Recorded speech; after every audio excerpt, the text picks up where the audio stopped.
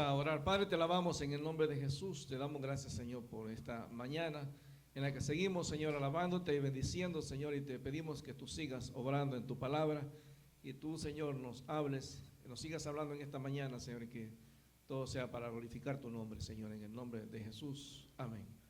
Hemos estado ya varios domingos hablando sobre el tema de la voluntad de Dios, y en la mañana empezamos la primera parte de este mensaje y vamos a continuar. Así que si usted quiere ver todo el mensaje, le aconsejo que vaya al Facebook o al Zoom y ahí puede ver la primera parte de esta serie de temas. Estamos hablando sobre la evaluación de cómo es importante, tenemos que evaluar a otros, y damos gracias a Dios porque Dios es bueno y Dios nos permite evaluarnos a final de este año. Estamos ya terminando el 2020, ya es el último domingo de este año. Le damos gracias a Dios porque aunque ha sido un año diferente a los otros años, Dios nos ha guardado, Dios nos ha bendecido, y damos gracias a Dios por eso. Y veíamos a la mañana que cuando nos evaluamos, Dios espera que realmente tengamos una idea bien clara de cuál es la posición de Dios en nuestra vida. Y decíamos que muchas veces nosotros podemos pensar de alguna manera que Dios es importante en nuestra vida, pero la manera real, la manera práctica de cómo demostrar cuál es el lugar de Dios en nuestra vida es a través de la vida diaria, lo que hacemos en la vida diaria. Por ejemplo, preguntábamos que muchas veces nosotros tenemos la idea bien clara de lo que Dios quiere, pero a veces lo que hacemos es totalmente contrario a lo que Dios dice. Por ejemplo, hay gente que sabe, todos sabemos acá que es importante el evangelismo, y todos sabemos que es una orden de parte de Dios, que esa es la voluntad de Dios para nuestra vida, el que todas las personas puedan conocer a Cristo. Pero una cosa es saberlo y otra cosa bien diferente, el hacerlo. Aunque yo sé que para Dios es importante el que la palabra sea predicada, y aunque yo sé que eso es importante, muchas veces en la vida práctica, en la vida diaria, yo no lo hago. Entonces, aunque digo que es importante, no le doy importancia en el día a día. Sabemos que, por ejemplo, hay que congregarse, la Biblia lo dice claramente en el libro de Hebreos. Dice, no dejando de congregarse como algunos tienen por costumbre. Pero ¿cuántos cristianos han dejado de congregarse porque piensan que se va a contagiar, pero van al trabajo, o van a la tienda, o hacen todas las actividades? Entonces, tenemos que hacer una evaluación, un balance entre lo que decimos y lo que hacemos. Y en Colosenses capítulo 3, Colosenses, vaya conmigo por favor al capítulo 3 de Colosenses. El Señor nos dice en ese pasaje específicamente, Colosenses capítulo 3, que Él espera que haya un balance entre lo que decimos y lo que hacemos. Colosenses capítulo 3, versículo 17, Colosenses 3, 17, dice, y todo lo que hacéis, sea de palabra o de hecho, hacerlo todo en el nombre del Señor Jesús, dando gracias a Dios Padre por medio de Él. Es decir, que Dios espera que todo lo que hacemos en nuestra vida diaria esté empapado de ese sentir de que la voluntad de Dios es buena, agradable y perfecta, y tenemos que hacer las cosas tal y como Dios espera. Entonces decíamos que muchas veces cuando nos evaluamos, cuando evaluamos nuestras vidas, a veces una de las actitudes que tomamos es cerrar nuestros ojos y pensar que todo está bien en nuestra vida. O sea, nos evaluamos, sí, nos examinamos, pero de alguna manera nos autoconvencemos de que todo está bien. Y decíamos en la mañana que hay una doctrina que se menciona por ahí, que es la doctrina de la entera santificación. En un momento la persona piensa que ya tiene tanto tiempo en el Evangelio que ya no peca.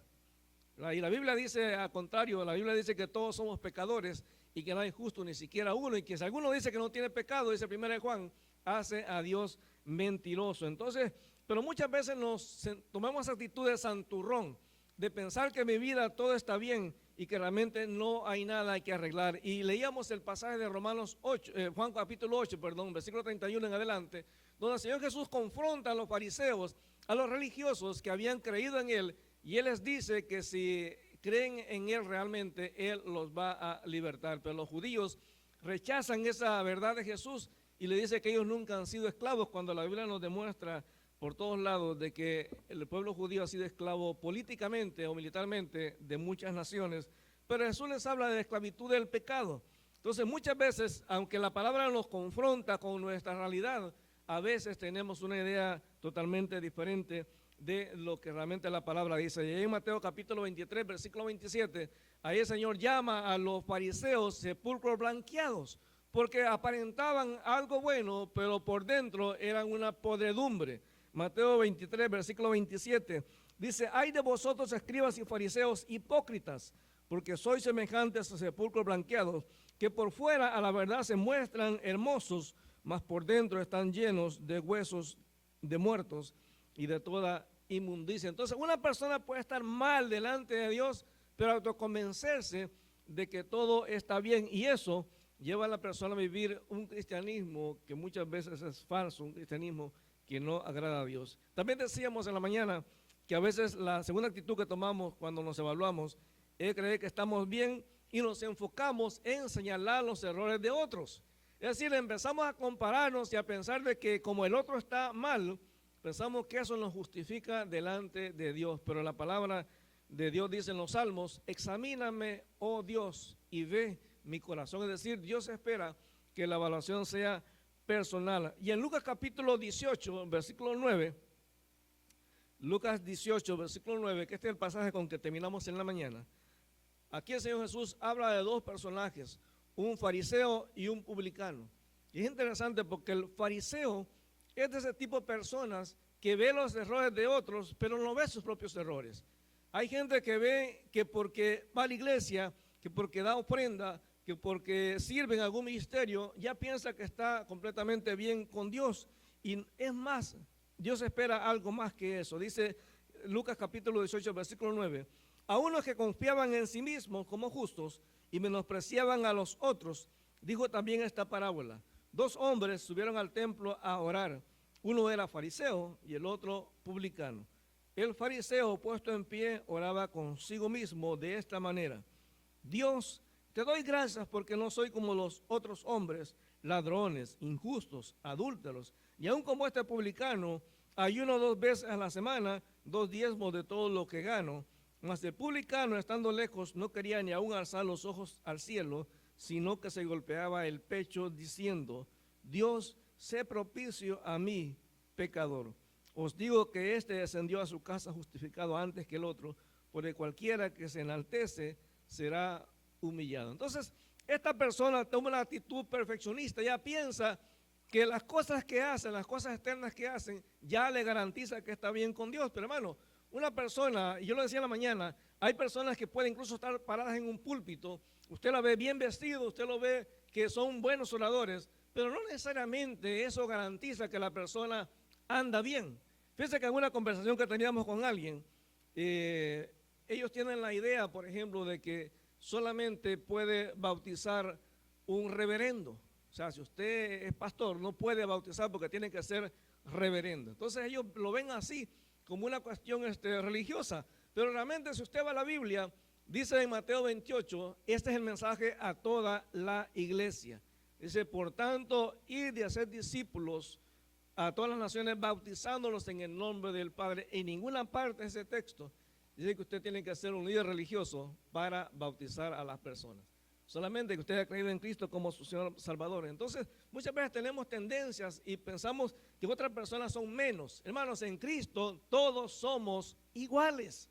No hay nadie que sea superior. Y este fariseo, me imagino que si uno viera a una persona como este fariseo en nuestras iglesias, uno diría claramente: este es un tremendo cristiano. Oiga, este diezma, este sirve, este asiste. Entonces cualquiera pensaría que es un tremendo cristiano. Pero el Señor dice que lo desecha, porque uno no puede acercarse a Dios a menos que reconozca su verdadera condición delante de Él. Hasta que yo reconozco mi pecado, Dios no me puede realmente aceptar. Por eso es que muchas personas, cuando le presentamos el evangelio, no quieren, porque piensan que están bien. Hay gente que dice: no, pero yo nunca he matado a nadie, no, pero yo nunca he robado a nadie, nunca ha adulterado, y piensan que eso es suficiente para llegar a tener la salvación y acercarse a Dios. Hermanos, solamente cuando reconocemos delante de Dios nuestra verdadera condición es que Dios puede realmente obrar en nosotros. Allá en 2 Samuel capítulo 11, 2 Samuel capítulo 11, ese pasaje describe, por ejemplo, el caso de David. David, dice la palabra, que un día se paseaba en su terraza, en el palacio, y de pronto ve desde la terraza que hay una mujer que se está bañando en el patio del vecino. Y él manda a preguntar quién es, y cuando le dicen que es Betsabé, él la manda a traer. Y en un momento determinado, pues él tiene relaciones con ella, y la mujer queda embarazada.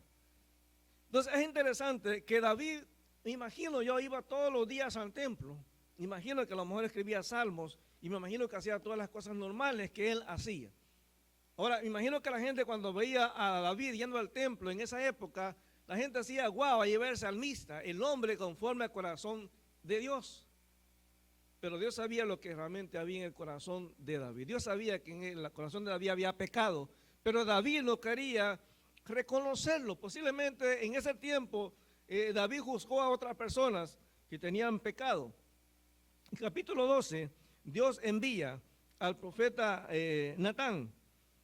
Y en el capítulo 1, el capítulo 12, perdón, de Samuel, según de Samuel, dice la palabra que el rey David está ahí en su santuario. Vaya conmigo, por favor, para que lo busquemos. Según de Samuel, capítulo 12. Según de Samuel, capítulo 12. En este pasaje es impresionante, pero cuando el profeta viene delante de David para contarle esta parábola, esta historia, la reacción de David es exactamente la reacción de una persona que piensa que él está bien con Dios y que los demás están mal. Dice el versículo 1, segundo de Samuel, capítulo 12, versículo 1. Jehová envió a Natán a David, y viniendo a él le dijo, había dos hombres en una ciudad, el uno rico y el otro pobre. El rico tenía numerosas ovejas y vacas, pero el pobre no tenía más que una sola corderita, que él había comprado y criado, que había crecido con él y con sus hijos juntamente, y comiendo de su bocado y bebiendo de su vaso, y durmiendo en su seno, y la tenía como a una hija. Viniendo uno de camino al hombre rico, y éste no quiso tomar de sus ovejas y de sus vacas, para guisar para el caminante que había venido a él, sino que tomó la oveja de aquel hombre pobre y la preparó para aquel que había venido a él. Entonces se encendió el furor de David en gran manera contra aquel hombre, y dijo a Natán, vive Jehová, que el que tal hizo es digno de muerte. Debe pagar la cordera con 4 tantos, porque hizo tal cosa y no tuvo misericordia. Entonces Natán dijo a David, tú eres aquel hombre. Así ha dicho Jehová, Dios de Israel, yo te ungí por rey sobre Israel y te libré de la mano de Saúl. Le sigue mostrando todo lo que Dios ha hecho. Hermano, David, en ese momento, él ignora su pecado, ignora que él está mal con Dios, ignora que él adulteró con una mujer que estaba casada, ignora, o sea, trata de ignorar, hacerse caso omiso de que él mandó a matar al esposo de esta mujer. Él es rápido para juzgar el pecado de otro, pero no quiere reconocer su propio pecado. Entonces, cuando yo me evalúo delante de Dios, yo tengo que verme primero a mí. Es fácil, hermano, juzgar a otras personas. Fíjense, cuando uno da consejería a los hermanos en la iglesia, una de las cosas que uno debe tener como pastor es un corazón sensible. O sea, yo tengo que ponerme delante de Dios y dejar que Dios me examine. Porque cuando yo me acerco a una persona y no veo mi pecado primero, es bien fácil ver el pecado de la otra persona como algo tan grande, y a veces cuando yo comparo, a veces el pecado de esa persona se ve tan chiquito comparado con mi pecado. A menos que yo reconozca mi pecado, jamás voy a ver a otras personas con misericordia. David hace eso. David juzga a esta persona de esta historia porque él piensa que esa persona merece la muerte, pero hermano, él había hecho cosas peores. Entonces, a veces cuando nos evaluamos en nuestra vida, es fácil ver el pecado de otros mucho más grande que el nuestro. De hecho, he conocido personas que han hecho exactamente lo mismo que otros, pero ven el pecado de otros bien grande y el pecado de ellos bien pequeño. Ven el pecado de otros como algo imperdonable, pero ven su pecado como, bueno, algo normal, algo que todos hacemos. Entonces, uno se justifica. Delante de Dios tengo que reconocer cuál es mi pecado. En Mateo capítulo 7, versículo 3. Mateo 7, versículo 3. Vea la pregunta que hace el Señor Jesús en este pasaje. Dice, ¿y por qué miras la paja que está en el ojo de tu hermano y no echas de ver la viga que está en tu propio ojo? O dirás a tu hermano, déjame sacar la paja de tu ojo ya aquí la viga en el ojo tuyo.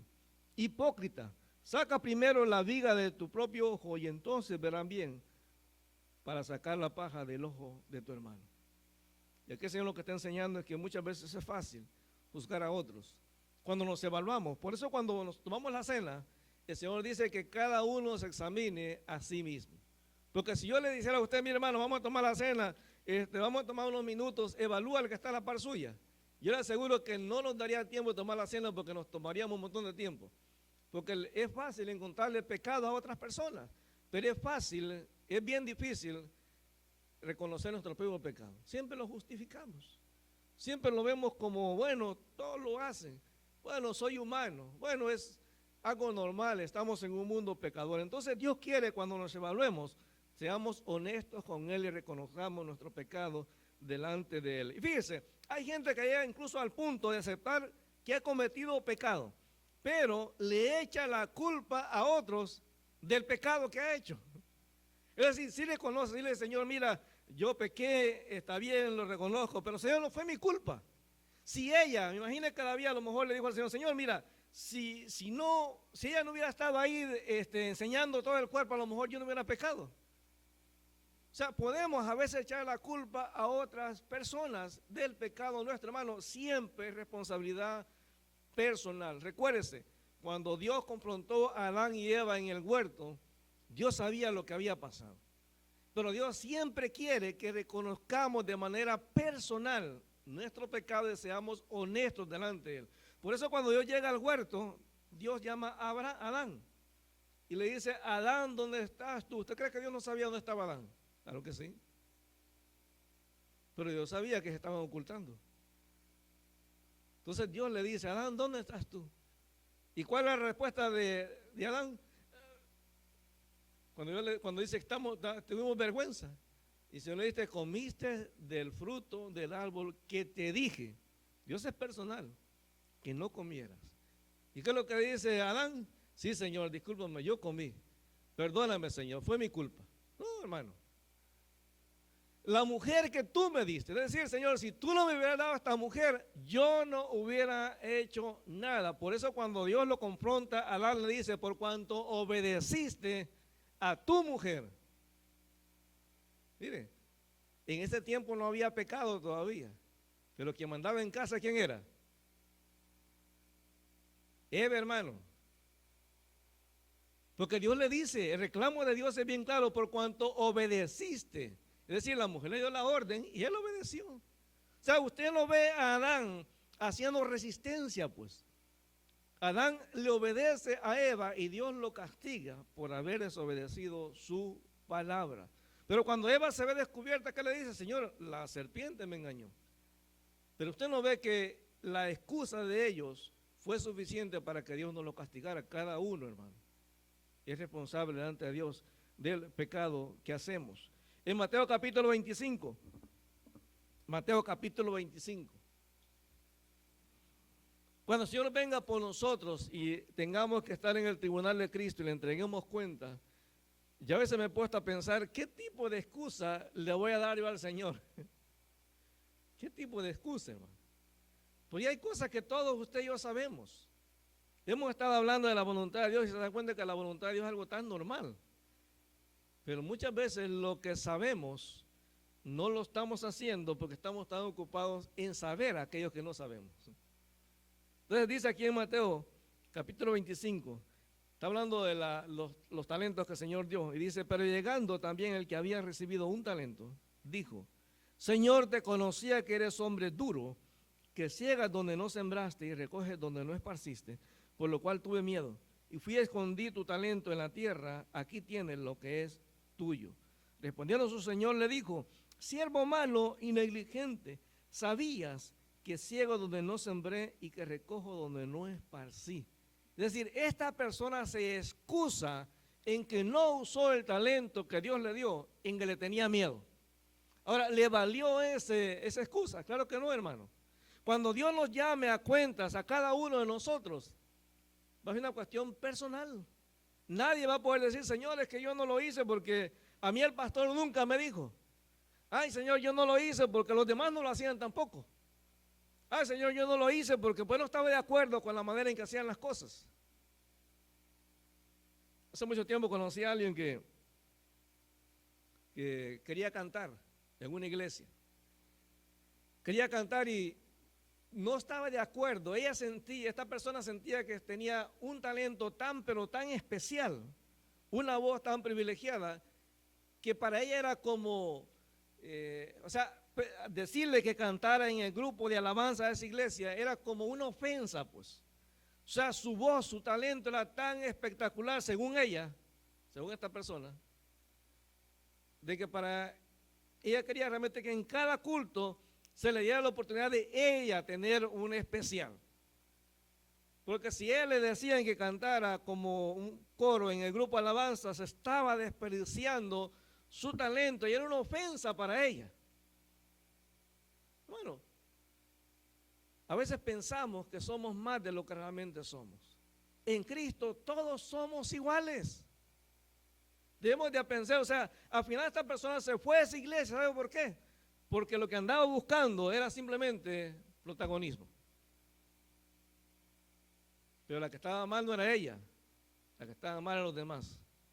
Hace mucho tiempo hicimos un drama, cuando estábamos jovencitos. Un muchacho entró a la iglesia y se había puesto aquí en su bigote, se había puesto un pedazo de papel blanco. Entonces el drama era que él empezaba y olía a la gente, le decía, oye, hueles a cebolla. Luego iba de donde otra persona, pero lo que se había puesto aquí era un pedazo de papel. No era cebolla realmente, pero el drama era de eso. Entonces fue donde otra persona le dijo, hermano, usted huele a cebolla. Y fue donde varios y le dijo lo mismo, huelen a cebolla. Hasta que en el drama alguien le dice, oye, pero no somos nosotros los que huelemos a cebolla, eres tú, el que tiene cebolla en el bigote. Entonces muchas veces nos pasa así, vemos el pecado de otros, pero no vemos el nuestro, lo que estamos oliendo es nuestro propio pecado, pero a veces nos cuesta reconocerlo delante de Dios. Entonces por eso mucha gente cuando hablamos del evangelio, la gente no quiere, pues la gente se convence de que todo está bien. Allá en 1 Samuel capítulo 15, 1 Samuel capítulo 15, se lo cuento, esta historia. Dios le había mandado a Saúl que fuese y destruyera a los amalecitas, que matara a todos, sea la orden específica de Dios. Pero en el capítulo 15, versículo 7, dice que Saúl derrotó a los amalecitas. Y dice que Saúl y el pueblo, en el versículo 9 dice que Saúl y el pueblo perdonaron al rey Agag y lo mejor de las ovejas y del ganado mayor de los animales engordados, de los carneros y de todo lo bueno, y no lo quisieron destruir. Fue una decisión de Saúl y del pueblo, sabiendo que Dios les había mandado que destruyera todo. Versículo 15, cuando Samuel llega y escucha el sonido, en el versículo 15 dice Saúl, de Amalec los han traído. O sea, él se elimina del problema. Dice, ellos lo trajeron. Porque el pueblo perdonó lo mejor de las ovejas y de las vacas para sacrificarlas a Jehová tu Dios, pero lo demás lo destruimos. Ahí se incluye. En lo correcto se incluye, en lo pecaminoso se separa. Es decir, ellos lo hicieron, yo no tuve que hacer nada, pero él era el rey, él era responsable. Cuando usted va al libro de Apocalipsis, el capítulo 2 y capítulo 3, es interesante que siempre el mensaje de confrontación de parte de Dios a la iglesia siempre llega al ángel de la iglesia, al pastor, hermano, al líder. Los pastores somos responsables de lo que entra en nuestras iglesias. Todos los pastores somos responsables cuando en la iglesia, como congregación, se hace la vista gorda al pecado. Somos nosotros los responsables. Cuando no hablamos desde el púlpito exactamente lo que la Biblia dice, somos nosotros los responsables. Y un día vamos a tener que entregarle cuentas a Dios. Y yo le digo, en ese momento no vamos a poder los pastores decir, señores, que tú no conocías esa iglesia. Hermano, en toda iglesia hay gente difícil. En toda iglesia hay gente amorosa. En toda iglesia hay gente comprometida y gente problemática. En toda iglesia. Esa es la iglesia de Dios, hermano. Entonces, cuando Dios te llama, tienes que entender que yo soy responsable como pastor. Y eso es lo que la Biblia dice a la iglesia. Que la iglesia se someta a sus pastores como quienes han de dar cuenta delante de Dios. O sea, yo no puedo echarle la culpa a nadie, ni siquiera al pastor anterior. Porque él no está aquí, ahora estoy yo.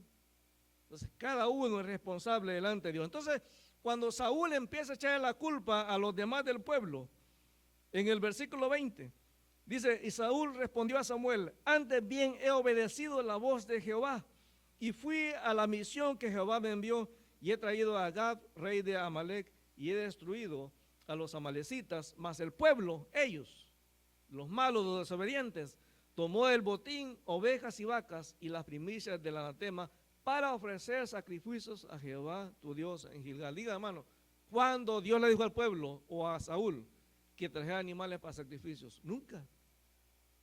O sea, Dios lo que espera es una obediencia completa y que seamos responsables de lo que nosotros hacemos. A veces la gente incluso acepta que comete error, que ha pecado, y nos excusamos diciendo que todos hacemos lo mismo. Ya no le echa la culpa al otro, dice, no, Señor, espérate, si aquí todos somos humanos. Ahora, cuando Dios me manda, por ejemplo, a vivir en santidad, Dios dice, sed santos porque yo soy santo. Mateo 5 dice, sean perfectos como vuestros padres que están en los cielos es perfecto. Dios nunca me va a pedir que haga algo que sea imposible hacerlo. Entonces yo no puedo justificarme que porque los demás no lo hacen. Como los demás no ofrendan, yo no ofrendo tampoco. Como los demás no asisten, yo no asisto. Como los demás no sirven, yo no sirvo tampoco. Como los demás no evangelizan, yo tampoco lo hago. Hermano, eso no funciona delante de Dios. La Biblia dice que un día cada uno se presentará delante de Dios de una manera personal y entregaremos cuentas a Dios de lo que hayamos hecho en el cuerpo, sea bueno o sea malo. Cada uno. Ahí no hay excusa, hermano. No hay excusa absolutamente de nada. Entonces tenemos que aceptar que hemos pecado delante de Dios y dejar de excusarnos delante de Dios de que otros hacen lo mismo. Es claro que todos pueden hacer exactamente lo mismo que nosotros hacemos, pero eso no nos hace una excusa. Imagínense que, por ejemplo, cuando usted va de aquí a la casa, va de la iglesia a la casa, y de pronto toda la gente va a 140. Y usted dice, pues todos van a 140, me voy a ir también a 140. ¿Qué va a pasar si lo para a usted la policía? Imagínese que de pronto usted es el premiado y el policía se pone atrás de usted y le pone las luces y cuando usted estaciona le dice, ay, espérate, no me pongas ticas si aquí todos van a 140. ¿Usted cree que le va a servir esa excusa? No, hermano. No sirve. Cada uno es responsable de lo que hayamos hecho. Usar una excusa no elimina mi responsabilidad. En 1 de Pedro capítulo 2, versículo 15.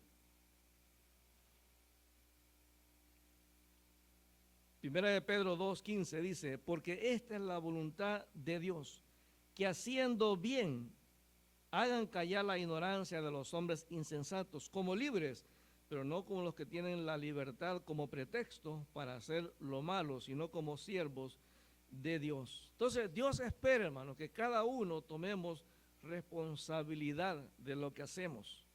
1 de Pedro 5, la gente le echa culpa al diablo. Yo me acuerdo que hace mucho tiempo vi una foto y estaba supuestamente una figura ahí del diablo, ¿sabe cómo lo hacen con los cachos y la cola? Vestido de rojo. Y el diablo está triste, está en depresión. Y le pregunta a alguien, oye diablo, ¿y qué te pasó? ¿Por qué estás en depresión? Dice, ya no aguanto, dice. Todos los cristianos me echan la culpa a mí de todo lo que pasa. ¿Sabe que hace tiempo pareció la costumbre esa, la enseñanza de los espíritus? Y claro que la Biblia enseña la existencia de los espíritus. Pero una cosa es que un espíritu te influya y una cosa es que el espíritu sea responsable de lo que tú haces. O sea, alguna de nuestras iglesias empezó la costumbre de decir, que tiene un espíritu de adulterio, vamos a exorcizarlo. No, hermano. Cuando una persona hace algo, tanto la ley humana como la ley divina hace responsable a esa persona. Hace mucho tiempo apareció en un video, parece que en California es muy común estas persecuciones en las autorrutas. Y hay a un muchacho que lo agarran después de haberlo perseguido por muchos kilómetros la policía, y cuando lo detienen, porque se le acabó la gasolina, él quiere zafarse de la responsabilidad diciendo, no, dice que yo escuchaba un demonio, dice que me estaba diciendo, apriete el pedal, apriete el pedal. Bueno, eso no le sirvió. Cuando la policía lo paró, lo arrestaron y lo condenaron. porque había cometido una falta. Entonces, delante de Dios no podemos echarle la culpa a nadie. Las excusas no nos van a hacer, nos van a servir para salir. En Primera de Pedro 5, versículo 8. Primera de Pedro, capítulo 5, versículo 8. Vea lo que dice el apóstol Pedro. Dice, sed sabios y velad, porque vuestro adversario el diablo, como león rugiente, anda alrededor buscando a quien devorar, al cual resistid firmes en la fe, sabiendo que los mismos padecimientos se van cumpliendo en vuestros hermanos en todo el mundo. Mas el Dios de toda gracia, que nos llamó a su gloria eterna en Jesucristo, después de que hayan padecido un poco de tiempo, Él mismo os perfeccione, afirma, fortalezca y establezca. A Él sea la gloria y el imperio por los siglos de los siglos. Amén. Hermano, claro que el diablo anda buscando cómo hacernos caer, pero el diablo no tiene poder sobre nosotros. ¿El diablo me puede presentar la tentación? Claro que sí, pero yo decido si lo hago o no. Yo decido si caigo o no. O sea, yo no sé si a usted le ha pasado, pero yo he tenido varias veces experiencia en la carretera, que hay gente que se pone atrás de ti, y se pone bien cerquita y te van presionando para que avances. Y a veces vas tú solo en la carretera, los otros dos vías están libres, pero la persona se pone atrás de ti. Tú tienes dos opciones: o te enojas y empiezas a pelear con el tipo que va ahí, o aceleras para que supuestamente huir de él, o simplemente te apartas y dejas que pase. La tendencia nuestra es que queremos que nos respeten nuestros derechos y queremos pelear con esa persona. Hace como 2 años se dio un caso ahí en la ruta 15 de una persona que iba en su carro y de pronto iba rápido y sobrepasó a otra. Simplemente lo sobrepasó. O sea, iba en el carril de en medio y cambió de carril, avanzó y volvió a meterse en el carril de en medio. Entonces la persona a la que le sobrepasaron se enojó tanto, o sea, ridículo, se enojó tanto que siguió a esta persona que la había sobrepasado hasta su casa y lo mató. Y uno dice, es lo que le llaman aquí el rush al volante, el enojo al volante. Hermano, no tiene sentido. ¿Se da cuenta? O sea, ¿qué excusa le podía dar a esta gente a la policía? Que el otro lo había sobrepasado. O sea, ¿qué tan malo era eso? Entonces, Dios espera que entendamos que cada cosa que hacemos en nuestra vida somos responsables. Que así el diablo sí nos anda tratando de hacer caer, pero hermanos, somos responsables. El diablo no tiene poder sobre nosotros, a menos que nosotros se lo demos. Ahora, nosotros podemos justificarnos delante de otra persona, pero eso delante de Dios no vale. En Romanos capítulo 14, versículo 10, Romanos 14, 10, hace la pregunta el apóstol Pablo: pero tú, ¿por qué juzgas a tu hermano? O tú también, ¿por qué menosprecias a tu hermano? Porque todos compareceremos ante el tribunal de Cristo. Porque escrito está, vivo yo, dice el Señor, que ante mí se doblará toda rodilla y toda lengua confesará a Dios. De manera que cada uno de nosotros dará a Dios cuenta de sí. 1 Corintios 6, 12 dice, todas las cosas me son lícitas, mas no todas convienen, hermano. Yo tengo libertad de hacer lo que yo quiera, pero de cada cosa que hago soy responsable. De hecho, hay gente que, por ejemplo, acepta que sí ha pecado, que hay cosas que debe cambiar en su vida, pero se llega a convencer que no hay nada que se pueda hacer.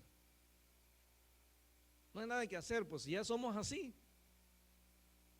No hay nada que se pueda hacer. Fíjense que esta semana veía un video donde presentaban una evaluación de nuestros países. Y uno se molesta cuando sale tu país en esa lista y dicen, este es un país de campesinos.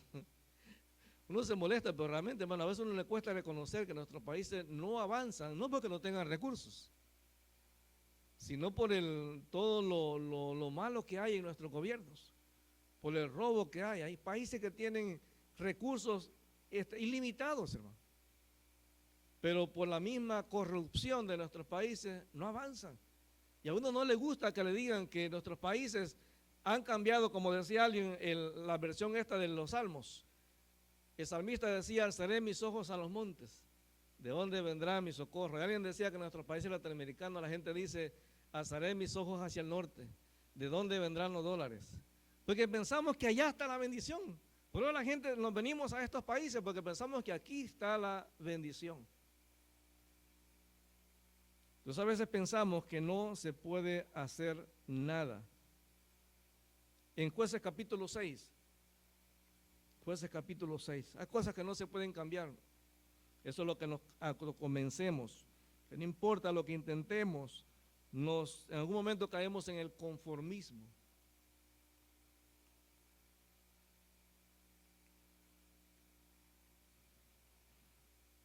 En un momento había pensado, aún en la cuestión ministerial, decía, Señor, ¿cuándo nos vas a permitir abrir una obra? Y ahora tenemos las manos llenas. Ahora tenemos una obra que va creciendo más adelante, más tarde a las 3 va a ser el culto allá en Pleasantville. Damos gracias a Dios porque va avanzando la obra allá, pero no, era un sueño nada más. Y el momento que se dio la oportunidad, ahí estaba. Pensábamos que no había nada que hacer porque no teníamos dinero. No había local, no había forma de ir a hacerlo. Y todo fue el momento que dimos el paso de fe, de decir, Señor, vamos a ir. Y sabemos que tú vas a abrir la puerta, ahí está, hermano. Dios ha abierto las puertas de una manera inimaginable. Lo que nosotros no pensábamos que se podía hacer, ahora está. Y gracias a Dios ahora tenemos varios proyectos de obras que se van a abrir. Entonces, Jueces capítulo 6, versículo 12. Aquí el ángel se le aparece a Gedeón. Y a mí me impresiona porque la manera en que Dios nos ve es bien diferente como usted y yo nos vemos. Vea lo que dice en el versículo 12. Y el ángel de Jehová se le apareció y le dijo, Jehová está contigo, varón esforzado y valiente. Esto es exactamente lo mismo que dijo Josué en capítulo 1, versículos 8 y versículo 9, que nos esforzáramos. Versículo 13, y Gedeón le respondió, Señor mío, si Jehová está con nosotros, ¿por qué nos ha sobrevenido todo esto? Gedeón tenía la idea de que si Dios está contigo, todo tiene que estar bien. Todo tiene que irte bien, no puede haber problemas. Entonces se autoconvence de que Dios realmente no está haciendo lo que debería de hacer. Versículo 13, dice, ¿y dónde están todas sus maravillas que nuestros padres nos han contado, diciendo, no nos ha sacado Jehová de Egipto, y ahora Jehová nos ha desamparado, y nos ha entregado en manos de los madianitas? Y mirándole Jehová le dijo, ve con esta tu fuerza y salvarás a Israel de la mano de los madianitas. ¿No te envío yo? Entonces le respondió, Señor mío, ¿con qué salvaré yo a Israel? He aquí que mi familia es pobre en Manasés y yo el menor de la casa de mi padre. O sea, Manasés, Gedeón se había convencido de que la situación estaba tan crítica que no había nada que hacer.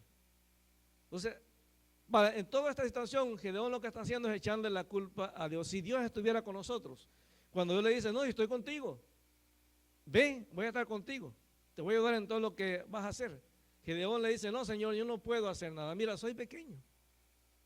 Entonces, muchas veces no se trata de que Dios no esté conmigo, trata de que yo me conformo a la situación que estoy pasando y veo las cosas como si fuesen algo normal. En Hebreos capítulo 12, versículo 1, Hebreos 12, 1 dice, por tanto nosotros teniendo alrededor nuestro tan grande nube de testigos, despojémonos de todo peso y del pecado que nos asedia, como una razón para quedarnos sin hacer nada. Hermano, yo decido si me quedo estancado o continúo.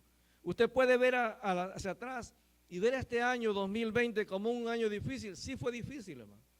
Fue un año totalmente diferente a lo que hemos vivido.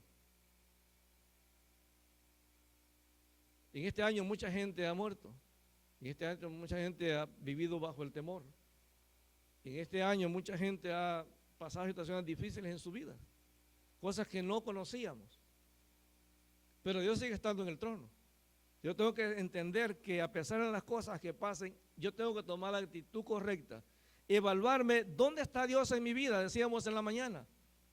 Yo puedo pretender que Dios es mi Padre, que Dios es mi Rey, que Dios es mi Pastor, pero si en la vida diaria yo no veo eso de una manera práctica, de nada me sirve lo que creo. Si yo digo que Cristo es mi Señor, pero en la vida diaria yo no vivo de acuerdo a esa creencia simplemente es ficticia.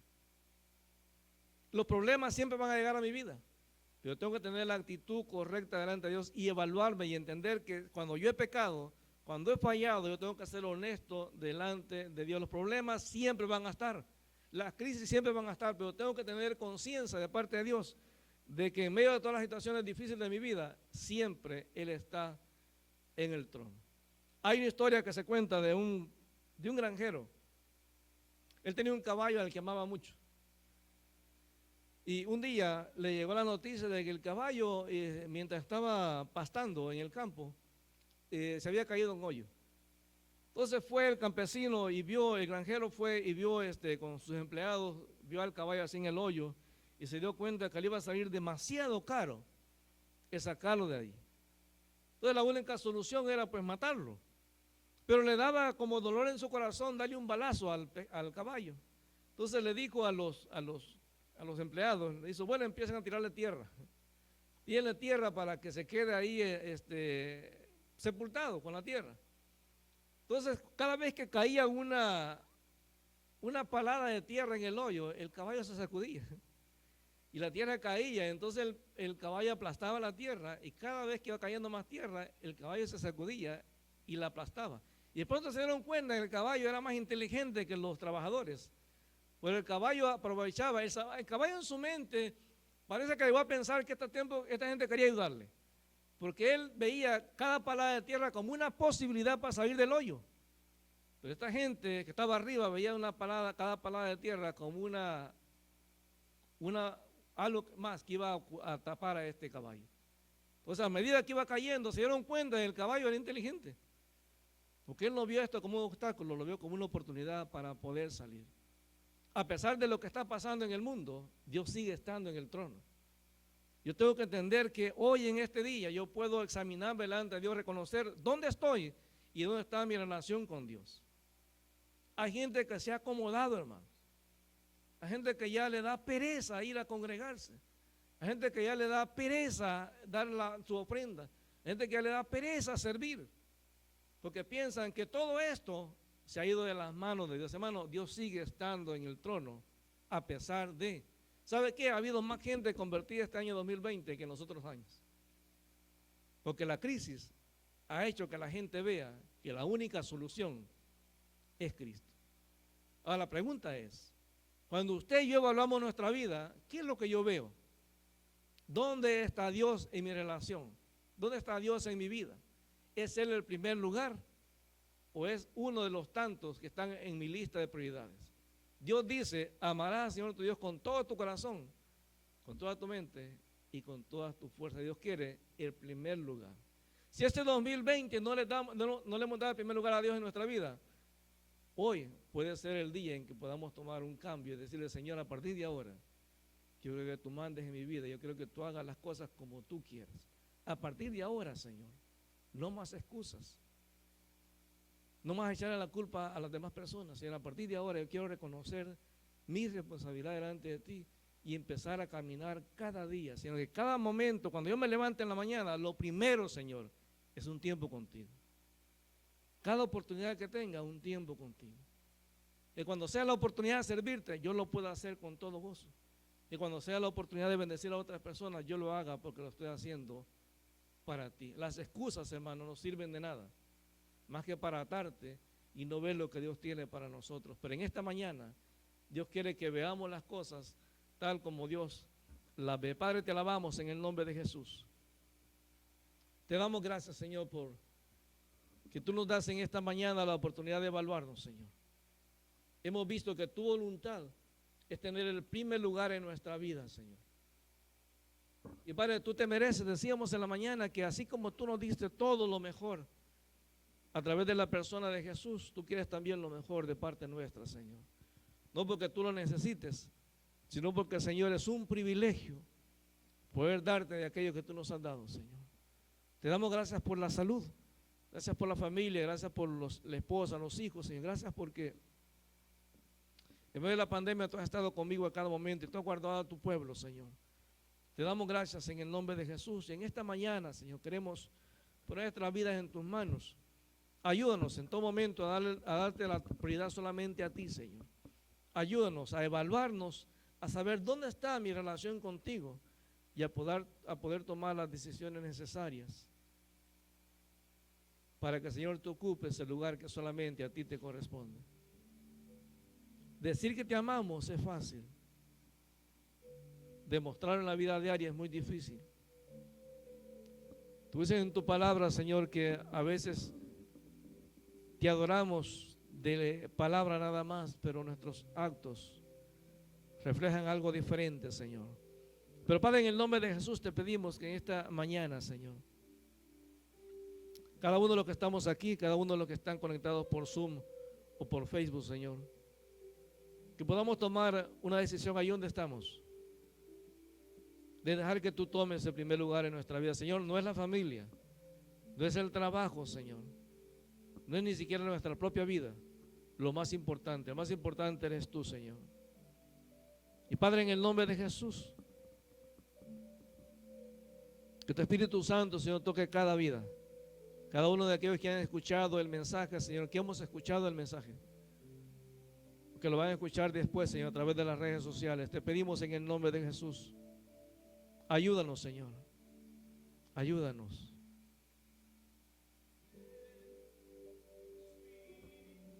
Ayúdanos, Señor,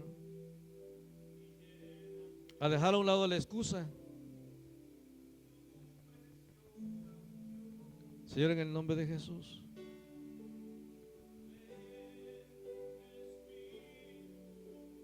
Sí, Señor, en el nombre de Jesús. Ahí donde tú estás, en este lugar o en tu casa, empieza a orar y a decirle: Señor, Señor, toma mi vida. Sí, Señor, obra tú, Señor, en cada uno de nosotros. Restáurame, Señor. Sí, Señor. Con tu poder. Señor, el trabajo es una bendición. Mi familia es una bendición, Señor. Lávame, renuévame, Pero nadie puede ocupar el lugar que solamente a ti te corresponde, Señor. Te quiero conocer. Sí, Señor, en el nombre de Jesús. Sí, Señor, en el nombre de Jesús. Ven, Espíritu, sí, Señor, en el nombre de Jesús. Y lléname, Señor, con tu preciosa unción. Dígaselo al Señor. Ven y lléname, Señor. Toma control de mi vida. Ven y lléname, Señor, con tu preciosa unción. Purifícame y lávame, renuévame, restáurame, Señor, con tu poder, con tu poder. Purifícame y lávame, Purifícame y lávame, renuévame y restáurame. Restáurame, Señor. Te quiero conocer, Señor. Te quiero conocer. Gracias, Señor.